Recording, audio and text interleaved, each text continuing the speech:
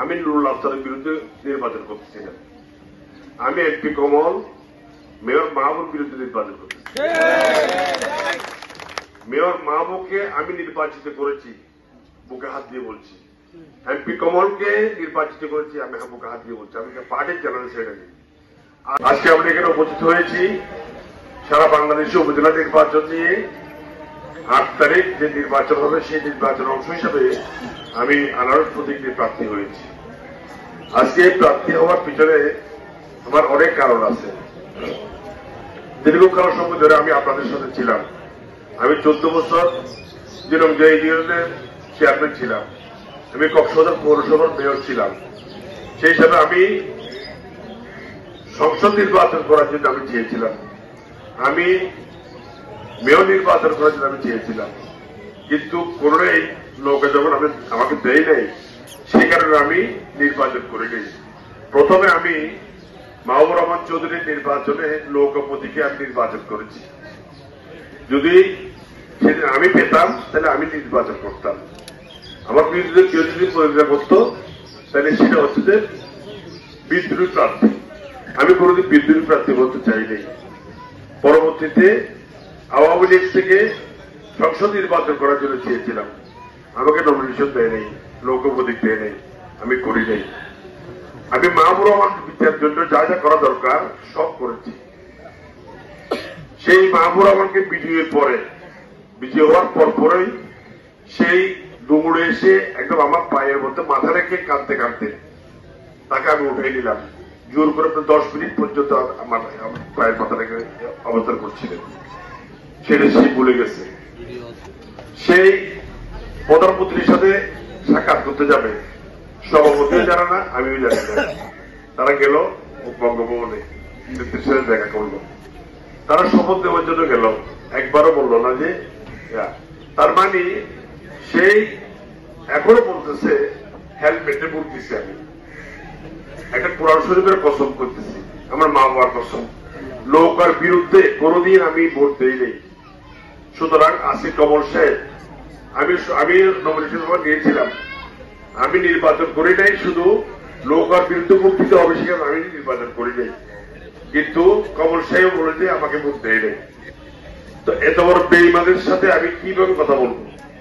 এটা তো বেঈমান। আর আমি সারা জীবন মানুষের সাথে কাজ করেছি, মানুষের সাথে সময় দিয়েছি। আজকে আমি ঘোষণা করতে চাই, সামনে 8 তারিখে নির্বাচন, সেই নির্বাচনে আমাকে ভোট দেওয়ার জন্য সদর উপজেলার সকল ইউনিয়ন এবং পৌরসভা আমাকে ভোট দেওয়ার জন্য অধীর আগ্রহ অপেক্ষা করছেন। সেই ভোটটা আমি কেন পাবো, কি কারণে পাবো?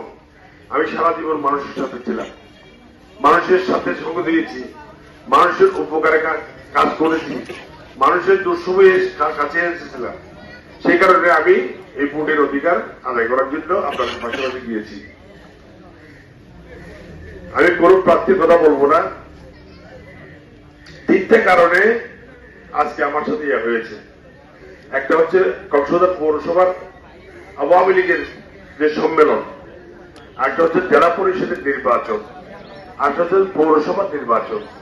এই 3টাকে ঘিরে আমাদের মধ্যে কলহ বাড়ছে। কারণ আমি নৌকার বিরুদ্ধে চাই নাই, যাবো না। আর মানুষের সাথে কথা বলার জন্য, মানুষের সাথে সঙ্গ দেওয়ার জন্য আমি সারাক্ষণ ছিলাম এবং সারাক্ষণ আছি এবং সারাক্ষণ থাকবো। তো আজকে